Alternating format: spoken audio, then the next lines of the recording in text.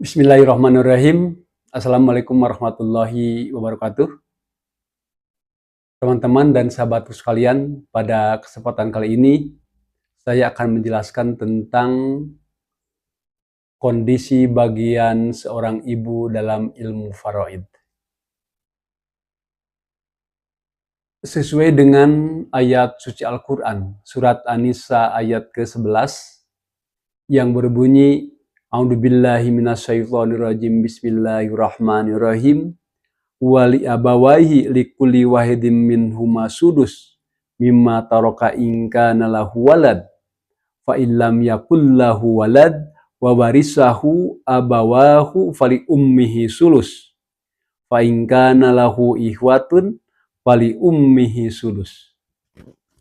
Dan untuk kedua ibu bapak, bagian masing-masing 1/6 dari harta yang ditinggalkan jika ia yang meninggal mempunyai anak. Jika ia yang meninggal tidak mempunyai anak dan ia diwarisi oleh kedua ibu bapaknya saja, maka ibunya mendapat 1/3. Jika ia yang meninggal itu mempunyai beberapa saudara, maka ibunya mendapat 1/6. Teman-teman dan sahabat sekalian, merujuk kepada surat An-Nisa tersebut, ini sudah jelas bahwa seorang ibu akan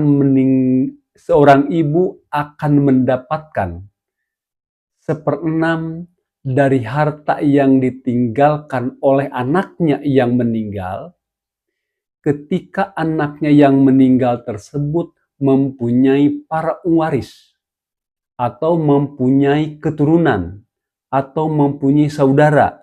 Yang pertama, bisa mempunyai anak laki-laki, bisa mempunyai anak perempuan, kemudian bisa mempunyai cucu laki-laki dan cucu perempuan dari anak laki-laki, ataupun yang meninggal itu mempunyai saudara, baik itu saudara laki-laki ataupun saudara perempuan yang sekandung, yang seayah, atau yang seibu. Itu yang pertama.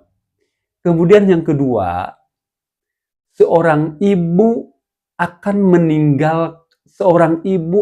mendapatkan 1/3 dari harta yang ditinggalkan oleh anaknya yang meninggal ketika anaknya yang meninggal itu sama sekali tidak mempunyai para waris. Artinya tidak mempunyai anak laki-laki, tidak mempunyai anak perempuan, tidak mempunyai cucu laki-laki ataupun cucu perempuan dari anak laki-laki, juga tidak mempunyai saudara, baik itu laki-laki atau perempuan yang saudara sekandung atau seayah ataupun seibu. Kemudian kedudukan yang ketiga, bahwa seorang ibu itu akan mendapatkan 1/3 sisa. Artinya dalam bahasa Arab disebut dengan sulus baki. Artinya mendapatkan 1/3 dari sisa. Ini adalah dalam ilmu faraid ada yang namanya kejadian seperti itu adalah kasus Gorowen atau Umaryatain.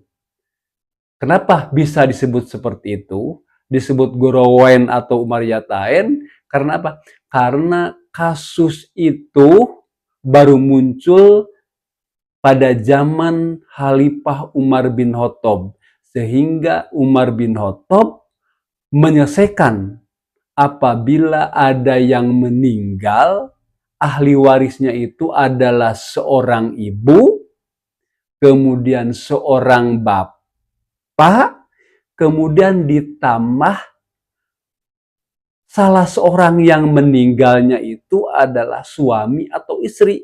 Maka kedudukan si ibu itu mengambil 1/3 dari sisa setelah diambil oleh suami atau istri hartanya itu. Sehingga posisi seorang ibu itu adalah sepertiga dari sisa setelah diambil bagian oleh istri ataupun suami. Teman-teman dan sahabat sekalian, mungkin itu saja yang bisa saya sampaikan. Mudah-mudahan bisa dipahami dan juga bermanfaat. Demikian, billahi taufik wal hidayah. Wassalamualaikum warahmatullahi wabarakatuh.